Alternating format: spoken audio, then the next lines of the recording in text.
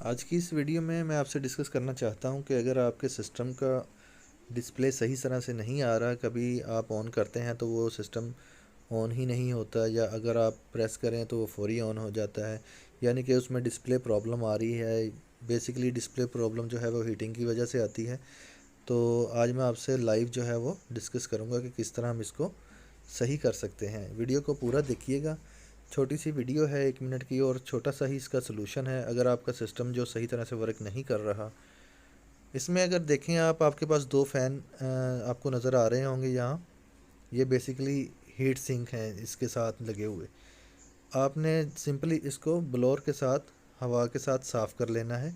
जैसे ही आप इसे ब्लोअर करेंगे तो इसमें जितनी भी डस्ट होगी वो निकल जाएगी। बेसिकली डस्ट की वजह से ही इसका डिस्प्ले जो है वो सही तरह से नहीं आ रहा था।